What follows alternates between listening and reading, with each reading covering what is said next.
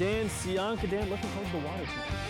Well, yeah, and actually to tomorrow morning as well. So the high surf advisory in place right now, lasts through 3 p.m. tomorrow. The waves are actually still building tonight and will max out tomorrow morning around 10 a.m., which is going to correspond with high tide. Now, tomorrow's high tide won't be quite as high as today's, but we're still in this round of king tides, which means it will be a little extra high. So we're adding high surf on top of an extra high tide, and I think those two things combined will cause some pretty hazardous conditions at the area beaches tomorrow morning. So if you're planning on heading out to jog along the beach or go fishing or something, please keep in mind, we have some big swells coming in. We're talking breakers 20 to 25 feet on top of that high tide, and that's going to knock people off of rocks. If you're standing too close to the water, if you're on the beach, you could get knocked down, get pulled into the water. So please be careful tomorrow.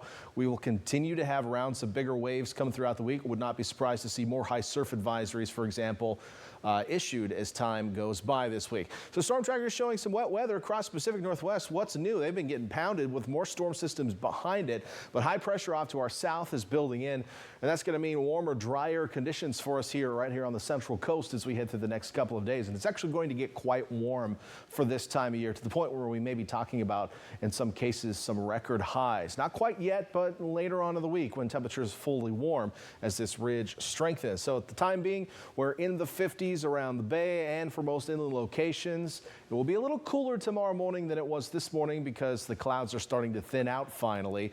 So we won't have that blanket of clouds to keep us warm overnight, although it wasn't super warm overnight. But either way, it'll be cooler tomorrow morning. 9 o'clock tonight on Futurecast, showing mostly clear skies. Still think we'll have a few thin high clouds out there continuing to pass through. Sunrise tomorrow right around 7:15 or so. We'll see mostly clear skies. Could see a little fog in some low areas, especially near water. So along the Salinas River and the lakes in the south, maybe some of the low pondy locations in the Santa Clara Valley, for example. So just keep that in mind. There may be some patchy fog. Otherwise, during the day tomorrow, lots more sunshine than we saw today. A northerly breeze coming in over the hills. We could see a few low clouds, perhaps near the Monterey Peninsula tomorrow evening, but otherwise should be a sunnier, warmer day out there. In fact, up in the Santa Cruz Mountains, we're going to start getting close to that 70-degree mark. So how about 69 in Scotts Valley and Ben Lomond and Boulder Creek tomorrow? Mid-60s down on the Bayshore, even upper 60s up on Summit Road tomorrow. So certainly some warmth up high in the Santa Cruz Mountains. We'll get to 70 in Salinas, upper 60s Hollister, Gilroy, Prunedale, Watsonville tomorrow, mid-60s back toward the Bayshore. The peninsula mainly in the low to mid-60s tomorrow. In fact, getting into the upper 60s in Carmel. And then farther south, we'll have some 70s on the map tomorrow. And it won't be the last time this week. How about Big Sur and Carmel Valley in the 70s, Greenfield and Soledad in the 70s.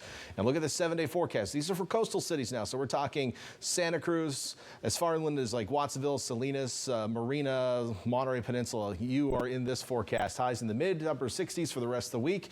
70s next week under mostly sunny skies, including Martin Luther King Day. So very warm temperatures for this time of year. We should be around 60. So we're talking 10 to 15 degrees above normal. Inland areas, you should be in the low 60s this time of year. We're well above that for the next 7 days. We will have breezy conditions over the ridge tops, northerly winds for the next several days. Those will die down a bit, but high temperatures getting nice and warm next week, and they'll probably stay that way through the end of next week when we're talking about that potential pattern change. So please stay tuned to my forecast, and we're back after this.